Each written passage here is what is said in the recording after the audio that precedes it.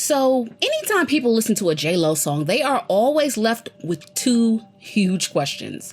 Which artist did J-Lo have to step on to get this song from? And who exactly is singing this time around? Was it Ashanti or was it Christina Milian? Don't make a big thing out of it. Was that her voice on it though? Yes, it was her voice. But yo, you know how many records have background vocals?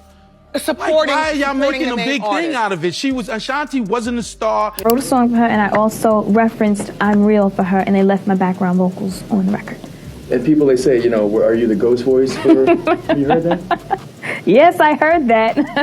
But, I mean, I referenced the record for her, which is, you know, done a lot in the music industry, and they left my background vocals on there, so.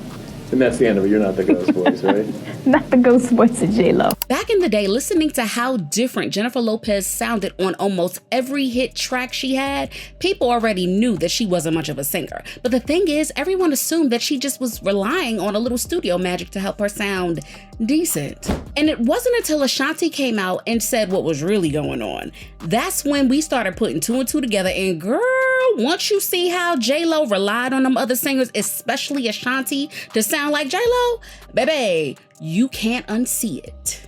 Now, Ashanti is here once again spilling all the details on how J-Lo allegedly stole from her and Mariah Carey. And I mean, Ashanti wants to get her flowers and recognition now while she still can. And she's standing 10 toes down on just that. You know, you were spitting, and they never really gave you credit. When you think of songs like All I Have and Jenny from the Block, those are two songs that seem to be such trademark J-Lo songs, and it's hard to imagine anyone else singing it. But the funny thing is, other artists have been singing it this whole time. For starters, most of the chorus of All I Have, which is her second single from the This Is Me album, was a vocal sample from Deborah Law's Very Special that was released in 1981. However, Deborah's voice wasn't the only one on the track, as Makeba Reddick also contributed to the track. So between Deborah and Makeba, J-Lo barely features on her own song. And I mean, I really don't want to believe that J-Lo wasn't the one singing Jenny from the Block, but she really wasn't the one that we're hearing on the track. The song was made to boost J-Lo's street cred, but the voice on the single belongs to Natasha Ramos, and it was used after she demoed the track for J-Lo and her team. Natasha's voice has a striking resemblance to J-Lo's, so if the demo hadn't leaked, no one would have ever noticed. Here's another thing you didn't know. Ride or Die was written and sung by Brandy. Yup. So the song was originally intended for Brandy's Aphrodisiac album, but after multiple delays, it eventually got passed off to J-Lo for her Rebirth album. However, maybe J-Lo was just a little too busy or just thought she didn't have to, but she never got around to actually recording vocals for all the songs on her album.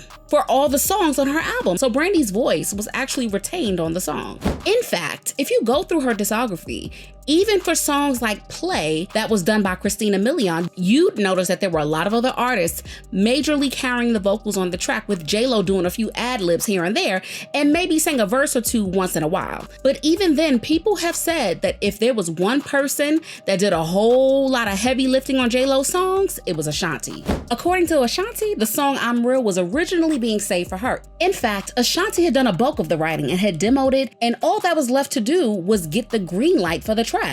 So she was completely blindsided when Irv Gotti went ahead and handed the track over to J-Lo in the first place.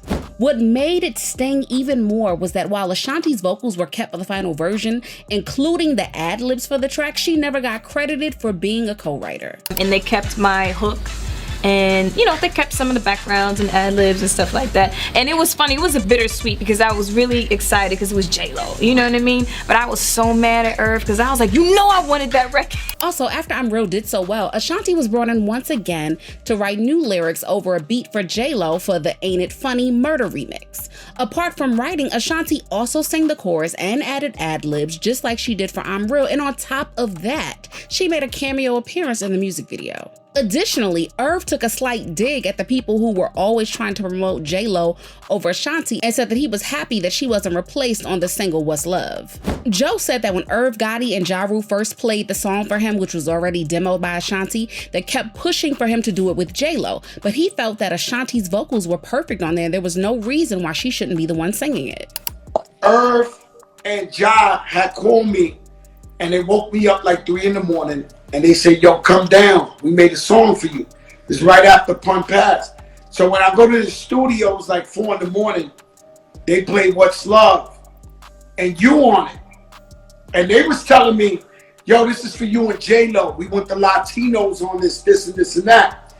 But you sounded so, that's a fact. Thankfully, Ashanti was still able to push through and get her voice and brand out there because she could have remained one of those background singers and writers who never got credit or the recognition that they deserve for the work that they put in. And Ashanti has even talked about this, saying that it was always very important for her to get credit for the work she's done, no matter how small. And it can be frustrating when people continue to dismiss the impact that she's had in the industry.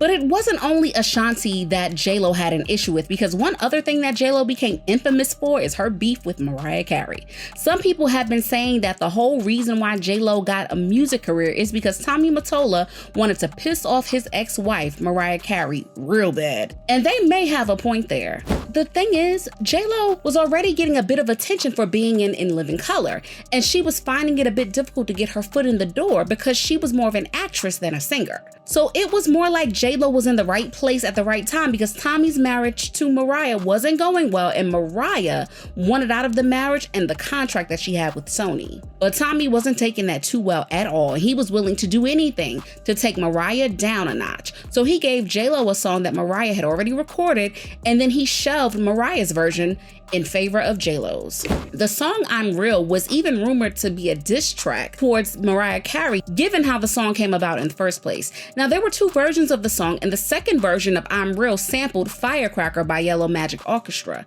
However, the song was never sampled until Mariah attempted to license it for her song Loverboy. When Mariah's ex-husband Tommy Mottola heard about it, he also applied for the same license and beat Mariah to it. But once again, J-Lo couldn't find time to lay her vocals for the chorus, so the person we hear singing instead is Shailene Thomas.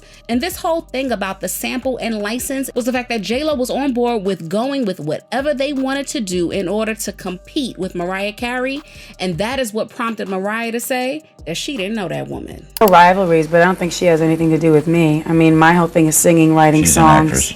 Yeah, and I've been doing this, my whole life. Singing is first and foremost. It's a God-given talent that I'm grateful for. Her thing is something different. From some people, it looks like the only reason why J-Lo has a career in music was out of spite to Mariah Carey, and also on the backs of other female artists like Ashanti. And the internet is wondering how J-Lo managed to get away with it for so long. J-Lo tries to give Mariah Carey, but it doesn't work because the talent nor the charm are there. MC is a true diva. Like, Miss Girl has no idea what goes on outside of her world. J-Lo wants people to view her like that, but it's not happening. Not y'all calling J-Lo to come lip sync for Ashanti because that's what she's been doing her entire career. Knowing what I know now and hearing Ain't It Funny, I should have known J-Lo's songs were stacked with Ashanti's vocals. The hooks sounds nothing like her verses. But what do y'all think about this? Share your thoughts in the comments and make sure you like and subscribe. And I'll see you in the next video. Bye, baddies.